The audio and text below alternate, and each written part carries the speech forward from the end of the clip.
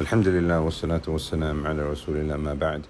Actually, a very important question when it comes to trade and Islamic finance. He's saying here he's bought something. He had an idea, he had an inkling that this thing might actually be fake, but he bought it anyway. Can he now return the item because it has now been proven that it is fake? Now this is important. Ibn Taymiyyah rahimahullah some 700-800 years ago talked about cloning and selling fakes and how it's impermissible and the rulings connected to it. With the ulama in the books of fiqh, this is known as al-aib. There is a fault with the item. If the person sells you the item, the consumer has something which is known as khiyar al-aib. Khiyar al-aib. Now khiyar al-aib basically means similar to a guarantee, but you've got an option whether you want to continue with the transaction or not. And this is irrespective of whether the seller knew if the item was there faulty beforehand or not. So imagine if a person sells another person a car and there is a problem with the car, whether the seller knew that the problem was there with the car or not, if the aib has been proven, then the consumer has something which is known as khiyar. And we're going to talk about that a bit more because there are conditions and guidelines to this. Now, in khiyar al-aib, if something has been proven to be faulty, then the majority of the ulama have said that the consumer has a right to cancel the transaction. So the ulama have said, in this scenario where a person has found a fault in the item, he's got three options, or four options actually. Either he keeps the item and that's it, or he asks for a replacement. So you sold me this thing and it's faulty, I want another one. So you get a phone, you take it back to the manufacturer and say, there's a fault with this one, replace it for me. Or you get a full refund, or you get something which is known as arsh. And arsh here with the alif is a form of compensation. So if the item that you bought was brand new and you paid, £100 for it, but this is faulty, and it's because it's faulty, it's worth 50, you will get compensated and refunded according to the amount that it is faulty. This is known as khiyar al-aib, if there is an aib.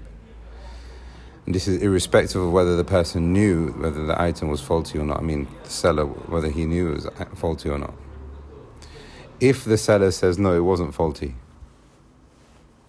and I disagree with you, I sold it to you in the correct manner, then all of this goes back to the qadi. And the majority of the ulama have said, in that scenario, either he keeps it, the consumer, or returns it. And there is no arsh until it is proven that this person has done something wrong. I'm talking about the seller. Okay.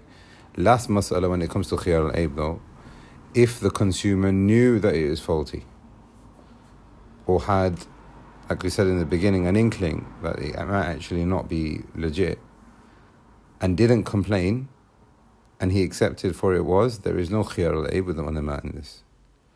This is because the person has accepted it, or there is negligence on his part. And you can see the fairness in it now. If there is negligence on the part of the seller, he sold a car and it is faulty, or he sold a phone and it is faulty, etc. That's negligence on his part. Whether he did it on purpose or not, whether he went through, the quality assurance or not, that's Allah knows best about that. But he has to take responsibility. But now when the consumer knows that there is a chance that this thing might not actually be legit, or it might be fake, or it might have fault with it, and you haven't done the due diligence for yourself, then you have to pay the consequence for that. However, al-Muslimuna ashurutihim, the Messenger of Allah said, Muslims are bound by their conditions.